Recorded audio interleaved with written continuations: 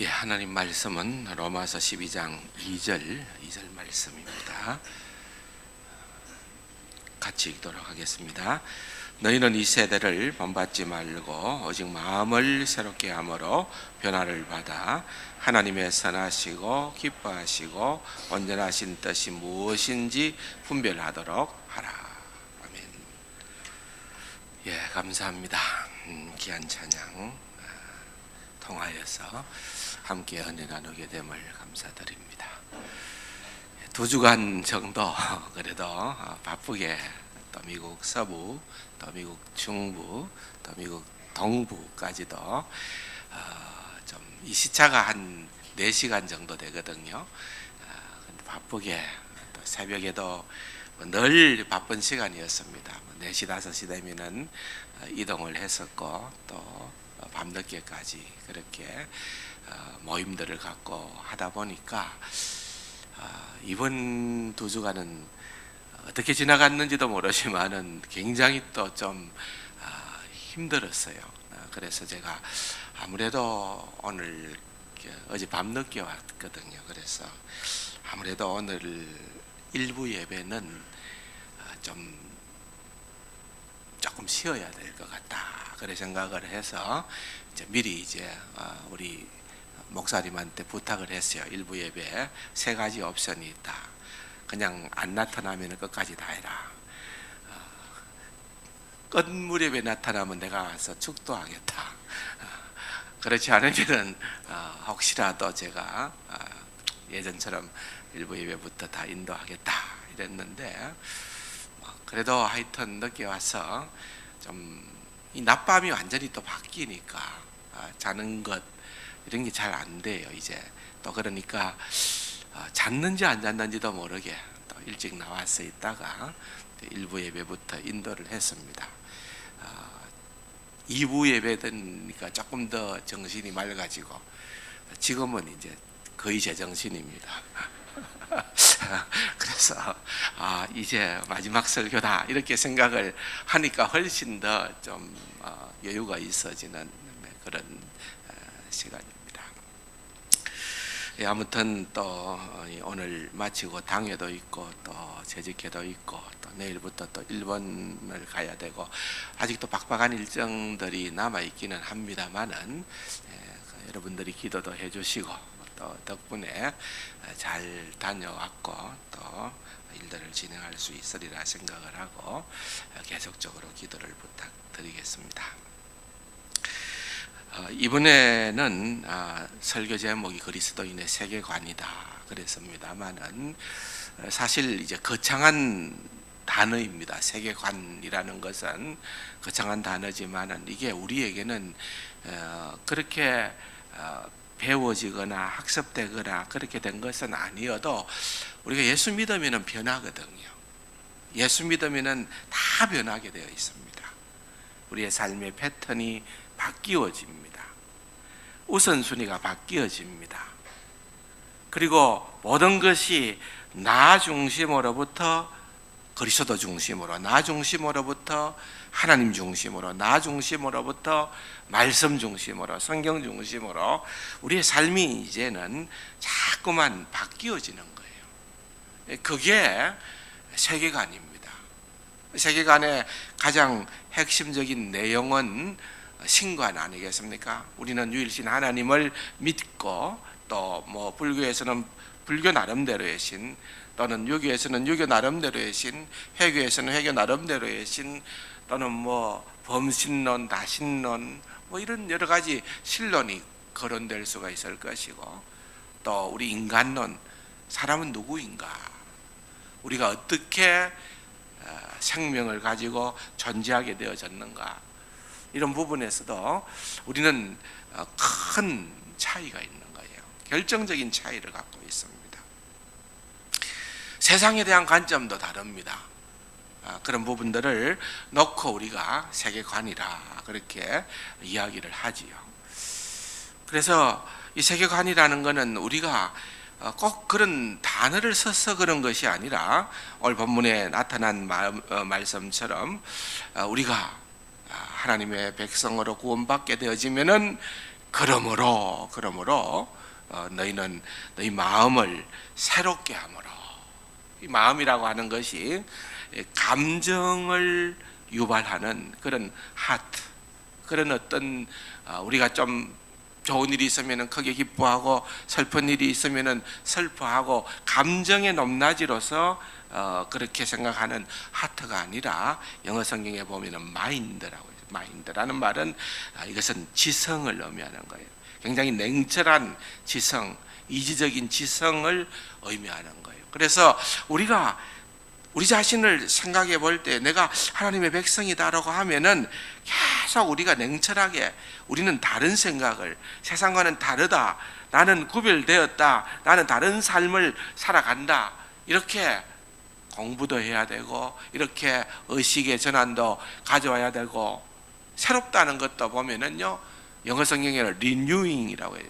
그 말은 무슨 말인가 하면은 완전히 바뀌는 것을, 완전히 새롭게 변화되어지는 것을 말하는 거예요. 변화를 받아, 트랜스폼이라는 말이에요. 변화를 받는다는 것도 완전히 변화를 받는다는 것을 의미하는 거예요. 그래서 이 세계관이라는 것이 굉장히 중요하고 깊이 있고 또 학문적으로도 우리가 연구할 만한 가치가 있는 그런 용어입니다. 좀 딱딱한 용어이기는 하지만은 이것이 너무 중요합니다. 이것이 우리의 삶을 결정짓기 때문에 더더욱 그러한 것입니다. 그냥 예수 믿고 평범하게 살아간다, 예수 믿고, 여러분 우리가 예수님을 중심으로 해서 BC와 AD를 구분하지 않습니까? 마찬가지로 여러분 예수 믿기 전에 나, 예수 믿은 이후에나 우리가 아무런 차이점이 없다, 그러면 잘못 믿고 있다는 거죠. 우리가 회개라고 하는 것도 어떤 것을 의미하는 겁니까? 그냥 정말 주님 나는 죄인입니다, 무릎 꿇고 땅을 치고 정말 눈물범벅이 되고 그렇게 애통하는 것이 회개가 다는 아니라는 거죠. 그래 우려놓고서 또 옛 행실로, 잘못된 행실로 구습으로 돌아가고 나면은 그건 참된 회개가 아닌 거예요. 그냥 감정적으로 그냥 푼 거예요. 그건 카타르시스가 될 수도 있고 또는 스트레스를 푸는 그런 과정일 수도 있고, 그러나 그게 회개가 아니라 진정한 회개는 변화예요. 변화. 내가 삶이 변하는 거예요. 내가 전에는 그런 생각을 꿈에도 가져보지 못했는데 예수 믿고 나니까 왜 내가 이래 달라졌는가? 정말 나는 신기하게 달라졌다는 거예요. 모든 것이 그리스도 중심의 세계관으로 바뀌어져 버리는 거예요.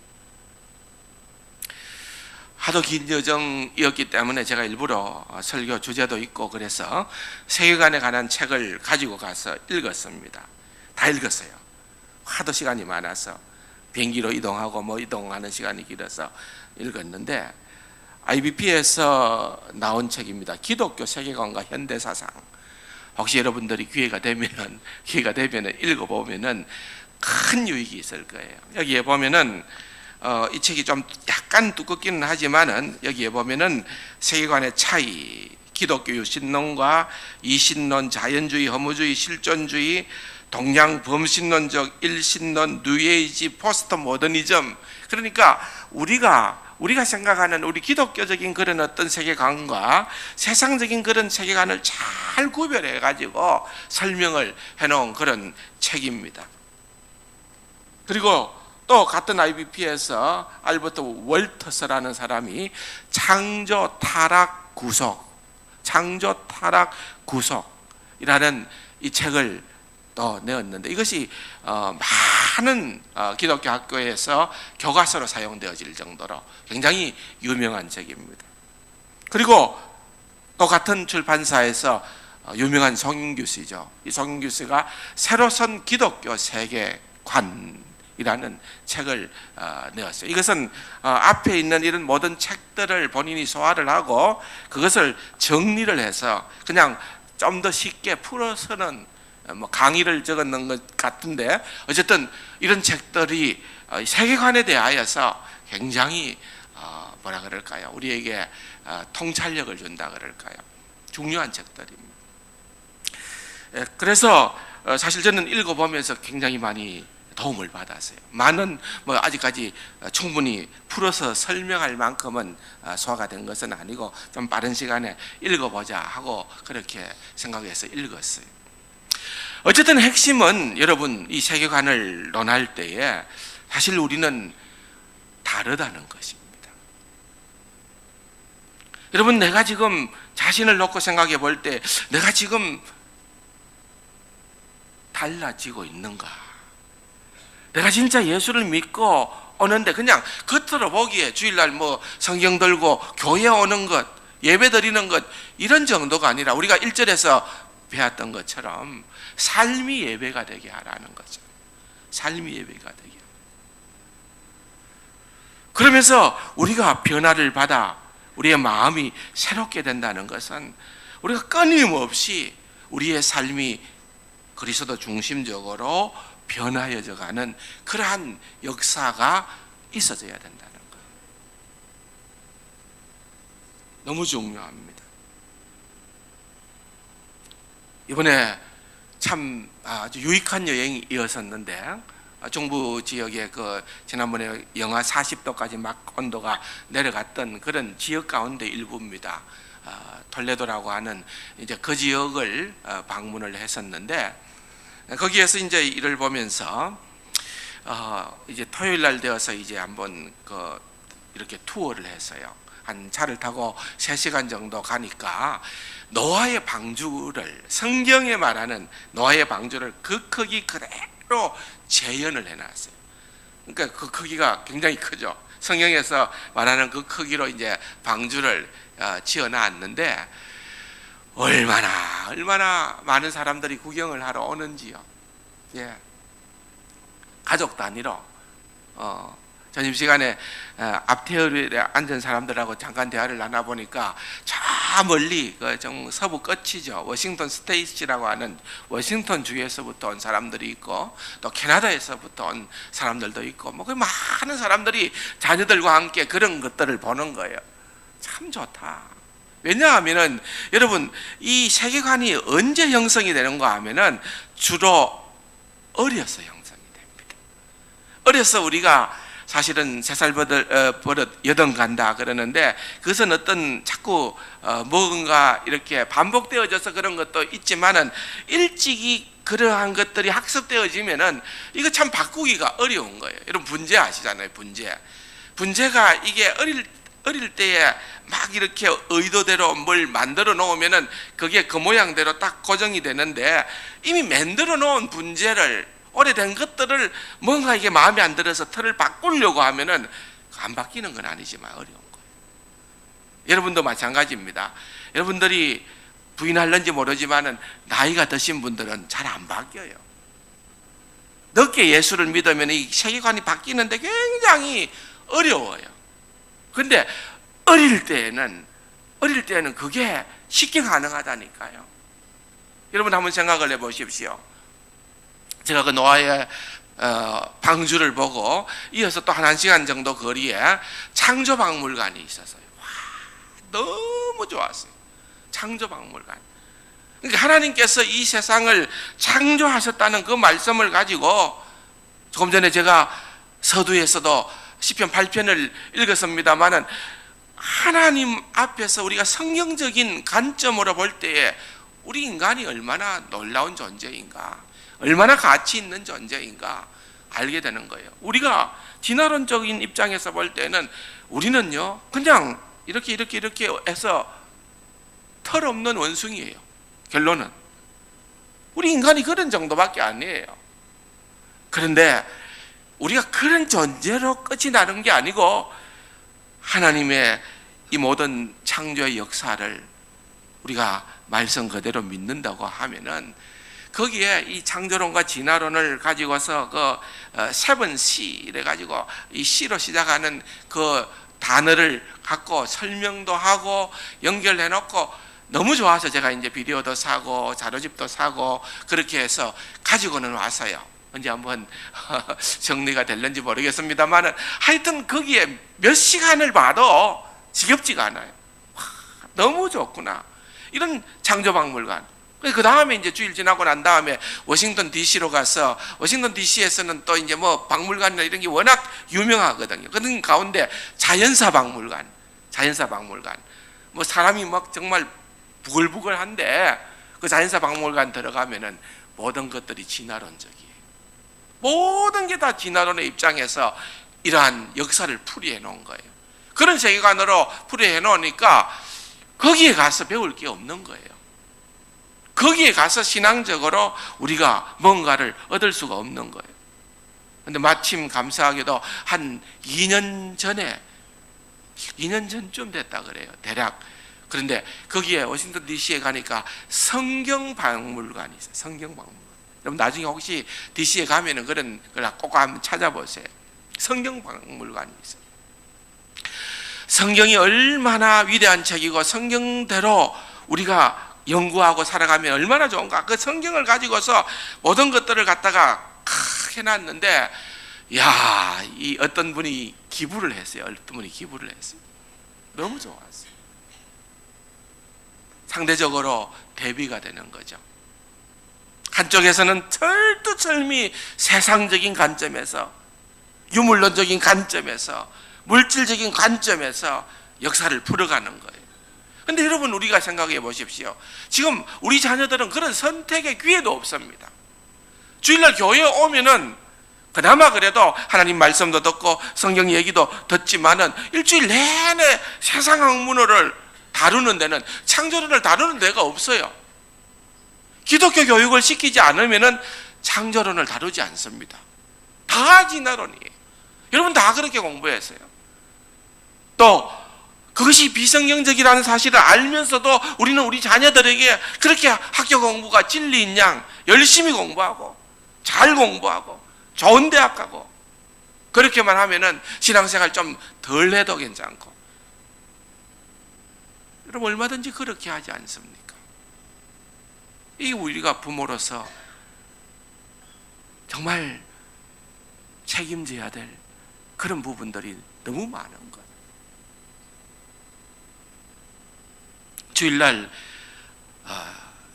CTW라고 하는 크라이스트 더 월드라는, 그러니까 그리스도 그 말씀이에요.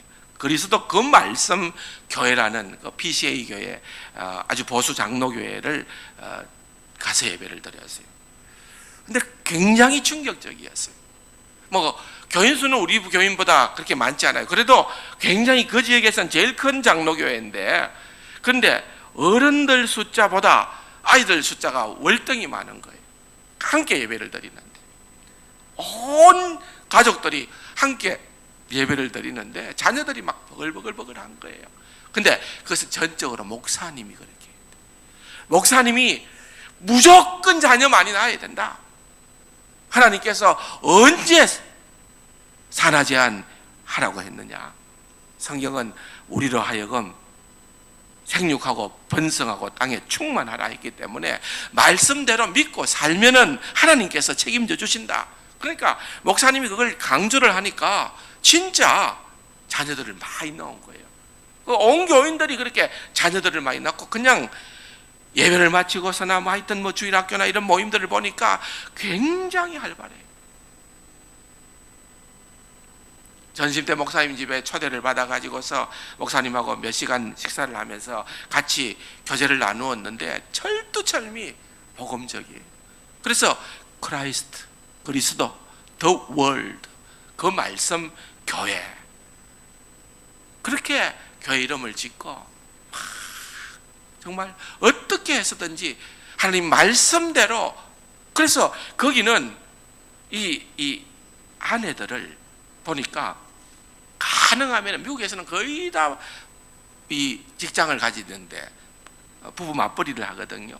근데 아내들의 주된 업무는 자녀 교육이다. 그래서 좀 어렵게 살자. 그러나 우리 자녀들 우리가 키운다. 다 학교 안 보내는 거예요. 학교를 안 보내고 전부 다 홈스쿨링을 해요. 여러분, 우리 같으면 큰일 날 것 같죠. 근데 우리 자녀들 세상적인 학문에다가, 비성경적인 학문에다가 우리 자녀들 믿음 없는 거기에다가 맡길 수가 없다. 우리 자녀들은 우리가 키우자. 그래서 교회에서 아이들을 모아서 가르치고 키우고 가르치고 그렇게 해서 진행해도 아무런 문제가 없는 거예요. 굉장히 도전을 받는 시간이었어요. 사랑하는 성도 여러분, 이게 세계관이에요. 세계관. 이번에 가서 톨레도에서 그 인근에 우리 한국에 와서 선교를 했던 선교사들의 무덤이 대략 한 49, 1시간에서 1시간 반 인근에 40명의 선교사들이 거기에서 묻혀 있더라고요. 다 못 돌아봤어요. 설명만 듣고 몇몇 군데만 그렇게 찾아가 보았지만은, 그러면서 얘기를 들었는데 미국에서 우리나라에 온 선교사들의 숫자가 2,000명이었다. 여러분, 정말 그 옛날 그 시절에 정말 이름도 없는 이러한 우리나라를 생각을 하고 복음을 전하기 위하여서 그렇게 헌신했던 대표적인 분이 그 당시에 우리 알렌 선교사, 우리 선교사, 이분에 대한 평가는 여러 평가가 나누어져 있습니다만, 그런데 정말 들어가서 보니까 이분은 복음의 사람이었어요. 세브란스를 세우고 그와 같은 일들을 했는데, 사실은 원래 그 배경의 후원자는 말 그대로 세브란스 장로님이었대요. 세브란스 장로님이 얼마나 대단한 장로님이었는가 하면은 록펠러 시대와 동시대의 인물인데, 우리에게는 록펠러가 훨씬 더 알려져 있지만은 실제 미국 사람들이 진짜 존경하는 사람은 이 세브란스 장로님입니다. 그 당시에 이분이 전 세계적으로 구호했던 그러한 금액이 7천억이었대요. 7천억. 그 일부가 우리나라에 온 거예요. 그러니까 우리나라만 했는 게 아니라 이분은 전 세계에 그런 하나님의 복음을, 사랑을 나누기 위하여서 하나님께서 어마어마하게 주신 그러한 재산을 가장 귀하고 가장 값지게 사용한 거예요. 이게 뭡니까? 세계관이라는 거죠. 여러분, 기독교인은 세계관이 다르다니까요. 세상 사람들은 그냥 성공이라는 것은 많이 벌어야 되는 것, 출세해야 되는 것, 그래서 내가 많은 소유를 가지고 있는 것이 성공의 척도라고 생각을 하지만은, 우리 기독교 세계관을 가지고 보면은 여러분 어떻게 됩니까? 하나님께서 내게 주신 사명에 충실하는 거예요. 그게 성공입니다. 여러분, 사도 바울을 보십시오. 그가 세상적인 관점으로 볼 때에는 그는 실패한 자 아닙니까? 교수형에 처해서 이름 없이 사라져버린 그러한 인물 아닙니까? 그런데 우리는 사도 바울을 성공적인 사역자라고 보는 거예요. 하나님께서 인정할 만한 그러한 인물로 보는 거예요. 왜 그렇습니까? 그가 디모데후서의 믿음의 고백을 보면은 나의 달려갈 길을 마치고 선한 싸움을 싸우고 내 믿음을 지켰으니, 그는 끝까지 하나님께서 주신 그 사명의 길을 걸어갔던 거예요. 그러니까 그것이 그로 하여금 후회함이 없는 인생, 최고의 성공의 인생을 살아갈 수 있도록끔 그렇게 만들어 주었다는 거예요. 사랑하는 성도 여러분, 우리는 어떠합니까? 과연 우리 자녀들을 위하여서 우리가 얼마나 그 자녀들에게 정말 기독교에 입각한 하나님의 말씀이 정말 유일한 우리의 삶의 소망입니다, 그렇게 고백하면서 우리 하나님의 말씀으로 된 성경적 가르침을 주기 위하여 얼마나 수고하고 얼마나 기도하고 얼마나 애써왔습니까? 사실 우리는 그런 면에 있어서 너무 부끄러운 거예요. 교육학자들이 그렇게 이야기를 합니다. 어떤 교육학자는 우리 인간은 백지다, 백지. 그래서 뭔가 경험되어지는 것, 그걸 통해서 우리가 형성되어진다, 인식론으로 그렇게 주장을 합니다. 또 어떤 학자들은 얘기를 합니다. 우리는 태어나면서부터 중요한 것은 가지고 태어난다. 그렇기 때문에 우리가 경험 이전에 선언적 무언가를 획득하고 있는 그러한 존재들이다. 맨날 이런 거 가지고 다투고 싸우거든요. 그걸 일목요연하게 정리해본 사람이 임마누엘 칸트 같은 사람 아닙니까? 그 사람은 이야기하기로 원래 두 가지가 통합되어 있다. 우리 인간은 원래부터 선언적으로 중요한 것은 갖고 태어나는데 그 삶을 살아가는 가운데에서 우리의 삶의 경험들을 통하여서 삶의 환경들을 통하여서 우리가 좀 더 그렇게 변화되어지고 갖추어진다. 그렇게 얘기를 하는 거예요. 하나님께서 우리를 만들어 주셨을 때에 예를 들면 이런 거예요. 우리에게 언어적 기능을 준 거예요. 말하는 기능. 근데 한국 사람들은 한국말 해요. 근데 미국 사람들은 뭐 할까요? 어린애들도 영어만 해요. 그렇지 않습니까? 영어 참 잘해요. 근데 태어나면서부터 한글 잘하고 한글말 잘하고 영어 잘하는 애들이 있습니까? 없잖아요. 언어적 기능을 준 거예요. 기능. 근데 환경, 교육적인 환경이 그렇게 되다 보니까 미국에서 자라는 애들은 영어하게 되어 있고 이 땅에 자라는 애들은 우리 한글 사용하게 되어 있는 거예요. 여러분 정글북 늑대소녀는 아시지 않습니까? 늑대소녀는 늑대들과 같이 자랐기 때문에 언어적 기능이 있기는 있었지만은 그것을 환경적으로 언어를 할 수 있는 그런 기회가 없었다는 거죠. 사랑하는 성도 여러분, 그렇기 때문에 우리는 우리의 자녀들을 위하여서 하나님께서 우리의 자녀들을 우리에게 맡겨주었을 때에 정말 거기에 무한한 가능성, 오늘 우리가 시편 8편에 보면은 하나님께서 인간을 창조하시되 하나님보다 조금 못한 존재로, 그 얼마나 위대한 표현입니까? 하나님까지는 아니지만은 이 세상의 어떠한 것들보다도 뛰어난 존재로, 우리가 털없는 복숭 뭡니까? 원숭이가 아니라니까요. 여러분 착각하지 마세요. 원숭이가 변해서 우리가 된 거 아닙니다. 진화해서 우리가 된 거 아니에요. 종 자체가 다른 거예요. 우리는 하나님께서 하나님의 형상대로 창세기에 나오는 말씀처럼 우리를 지어 주셨다니까요. 그래서 우리는 그 기능을 계속해서 발전시켜 가야 될 그러한 존재들입니다. 얼마나 필요한지 모르는 것입니다. 하나님께서 우리에게 명령을 주셨습니다. 생육하고 번성하고 땅에 충만하고 땅을 정복하고 다스리라. 하나님께서 위대한 위임을 우리에게 하신 거예요. 여러분 아담이 살아있는 모든 동물들에게 이름을 지었잖아요. 이름을. 여러분 이름 아무나 짓는 겁니까? 이름 진짜 짓기 어려워요. 누가 이름 지어달라 하면 여러분 한참 생각해야 되잖아요.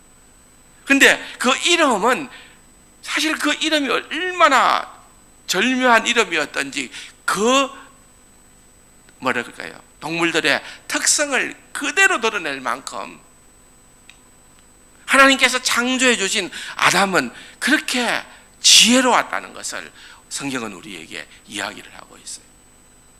사실은 범죄하고 타락함으로 말미암아 우리 인간이 사실은 우리가 지배하고 우리가 정복하고 우리가 다스리고 우리가 컨트롤해야 될 그러한 자연을 오히려 숭배의 대상으로 삼아버리는 그러한 어리석은 일들을 행하게 되는 거예요. 진리와 비진리가 구분이 안 되는 거예요. 너무나도 안타까운 겁니다. 사실 어떤 의미에서 보면은 여러분 불교에서도 생태계가 파괴될까봐 여러분 이렇게 하잖아요. 그런데 우리도 자연을 보호해야죠. 하나님께서 창조하고 하나님께서 우리에게 맡겨주신 자연이기 때문에 잘 관리하고 다스려야 되는 거죠. 그런데 관점이 다르다는 거죠. 불교는 인간이나 벌레나 똑같기 때문에, 윤회적으로 똑같기 때문에 그걸 함부로 해서는 안 된다는 그러한 관점이에요. 생명의 존엄성을 거기에서 찾습니다. 그러나 우리는 왜 그럴까요? 우리는 하나님께서 우리를 더 특별한 존재로 만들어 주셨고 우리로 하여금 자연을 잘 다스리게끔 사명을 주셨기 때문에 우리가 그와 같은 일을 바르게 행해야 되는 것입니다. 전혀 다르다는 것입니다. 그래서 여러분, 예수 믿는다 할 때에, 내가 이제 예수 믿고 하나님의 자녀가 되었다 그렇게 할 때는 지금까지 내가 생각해 왔던 그런 세상적인 세계관에서 이제는 성경적 세계관으로 입장을 바꾸고 돌아서서 새롭게 그것을 받아들이는 것을 의미하는 것입니다. 그래서 12장 1절이 그러므로 시작하는 거예요. 그러므로 구원받았느냐? 예수 믿게 되어졌느냐? 하나님의 자녀가 되었느냐? 그러므로 너희는 하나님 앞에 영적 예배자가 되라. 너희의 삶을 예배로 드릴 수 있는 그러한 자들이 되라. 너희는 마음을 새롭게 함으로 말미암아 변화를 받으라. 너희는 하나님의 선하시고 기뻐하시고 온전하신 뜻이 무엇인지 분별하도록 하라. 그런 거예요. 그렇게 하나님께서 우리에게 말씀을 하고 있는 것입니다. 모든 것이 하나님 중심이어야 된다는 거예요. 다윗은 하나님 중심으로 자기 자신의 형편을 본 거예요. 내가 양치기 소년에서 내가 왕이 된 것은 내가 잘나서가 아니고 내가 실력이 있어서가 아니고 내가 똑똑해서가 아니라 하나님께서 뜻하신 바가 있기 때문에 나를 그렇게 왕으로 삼아주셨다는 거예요. 그러니까 내가 선 그 자리가 하나님의 사명의 자리임을 깨달아 알게 되는 겁니다. 이 권세를, 이 권력을 내가 누리고 나를 위하여 그냥 남용하는 것이 아니에요. 사울은 그렇게 했다는 거죠. 사울은 모든 것을 자기 중심적으로 해석을 하고 모든 것이 자기 때문에 유익하게끔 만들어가는 거예요. 여러분들이 예수를 믿고 곰곰이 한번 생각을 해보십시오. 예수를 믿고 내가 진짜 건강하다. 예수 믿었더니만 하나님께서 이런 물질적인 축복을 내게 주셨다. 예수를 믿었더니만 진짜 우리 자녀들이 너무너무 잘 되었다. 여러분 가만히 들어가서 보면은 뭐예요? 예수 믿고 나서 누가 잘 됐다는 말이에요? 내가 잘 됐다는 말이에요. 내가 잘 됐다. 근데 이게 내가 아니라니까요. 세계관이 바뀌어야 된다니까요. 예수 믿고 나면은 내가 잘 되고 내 가정이 잘 되고 내 자녀가 잘 되고 여기에 관심이 있는 게 아니라 이제는 예수 안에서 내가 어떻게 하면은 내 이 소중한 생명을, 소중한 재능을, 소중한 물질을, 소중한 시간을 하나님을 위하여서, 주의 나라를 위해서 가치 있게 사용할 것인가. 그래서 여러분, 미국의 그런 어떤 크리스찬 부호들이 죽을 때 그것을 자녀들에게 물려주는 것도 아니고 그걸 갖고 어떻게 해요? 이렇게 크게 기부를 하는 거예요. 그래서 뮤지엄을 만듭니다. 그렇게 해서 수많은 사람들에게 복음을 전가하는 그러한 역할을 할 수 있도록.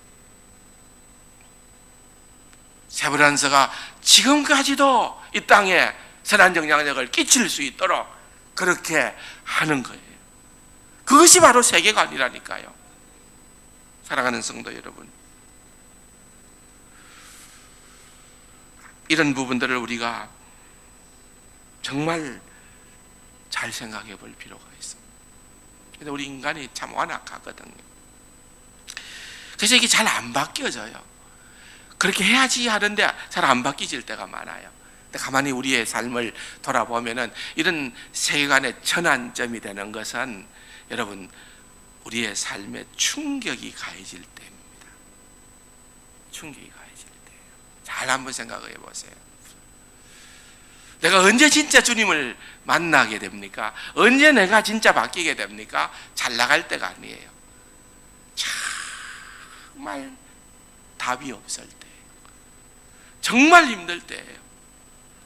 지금까지 살아온 내 삶의 방식, 삶의 공식, 그런 세계관으로 도무지 답을 얻을 수 없을 때에 하나님을 믿는 사람들은 그때 이러한 위기 상황 가운데에서 우리는 지금까지 다른 새로운 상황을 만나게 되는 것입니다.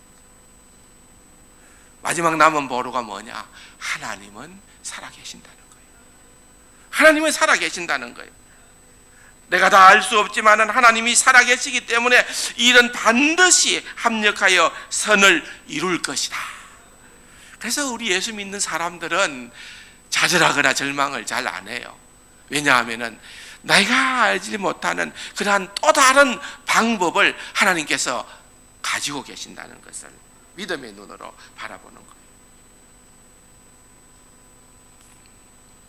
그래서 여러분, 우리의 인생관이 바뀌게 되는 거예요. 사도 바울을 보십시오. 그가 다메섹 도상에서 주님을 만나니까 변화가 일어나는 거예요. 여러분, 누구든지 예외 없습니다. 예수님을 만나는 것, 진정 예수님을 만나는 것은 우리 인생의 최고의 충격적인 사건이에요. 최고의 충격적인 사건. 진짜 주님을 만나면은 여러분, 우리가 변하지 않을 수가 없는 거예요. 역사가 일어나게끔 되어 있는 거예요. 사도 바울이 그렇게 변합니다. 내가 지금까지 그렇게 중요하게 여겼던 것, 그렇게 가치 있게 여겼던 것, 최고로 여겼던 것, 다 뭐로 여긴다고요? 배설물로 여긴다. 다 배설물로 여긴다. 그리스도를 아는 지식이 가장 고상하기 때문이라. 주님을 알아가는 것, 그래서 주님을 닮아가는 것, 그리스도의 형상을 회복해 가는 것, 여러분, 그것이 우리의 인생에 있어서 최고의 가치를 주기 때문에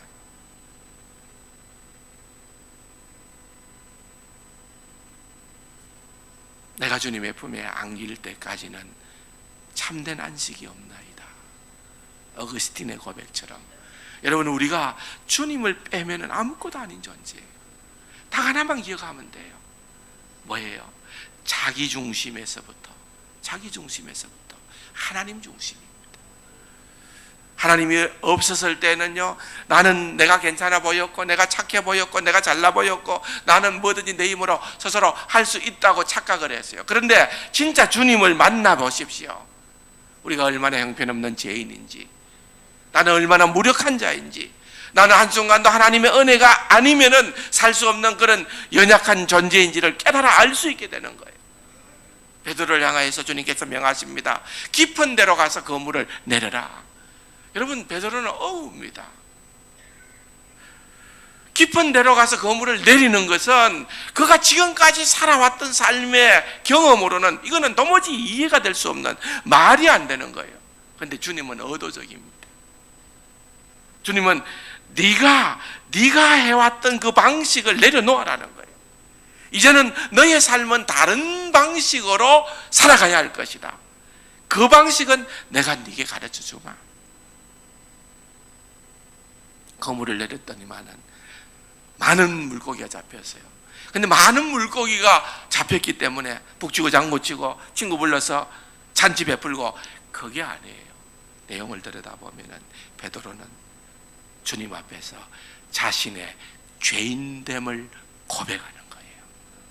변화라는 거죠. 변화. 사랑하는 성도 여러분, 모두가 이렇습니다. 세리마태도 예수님을 만나면서 이런 놀라운 변화가 주어졌습니다. 기계적으로 주님을 따른 것이 아니라 정말 전심을 다하여서, 세상 사람들이 그를 손가락질하고 미워하고, 그럼에도 불구하고 이를 악물고 나는 돈은 벌어야 되겠다. 그 당시에 세리는 공무원이라기보다는 비즈니스맨입니다. 융통성이 있는 비즈니스맨입니다. 로마 정부의 적당한 그러한 세금만 주고 나면은 얼마든지 자기가 융통성 있게 자기의 부를 확보해도 상관이 없는 그러한 자리였습니다. 그러니까 얼마든지 부를 축적할 수 있었습니다. 그런데 사람들의 눈은 곱지를 않습니다. 돈을 아무리 많이 가지고 있다 하더라도 사람들은 그를 경멸합니다. 세리 취급을 합니다. 장기 취급을 합니다. 함께 상정하지 못할 존재로 그를 멸시합니다. 얼마나 허했겠습니까? 그런데 어느 날 소식이 들려옵니다. 주님에 대한 소식을 듣습니다. 선지자보다 더 큰 분인 것 같다. 그분이 어쩌면 메시아인지 모르겠다. 그분은 장기와 세리도 용납해 주시는 그러한 분이라는 확신이 들은 거예요.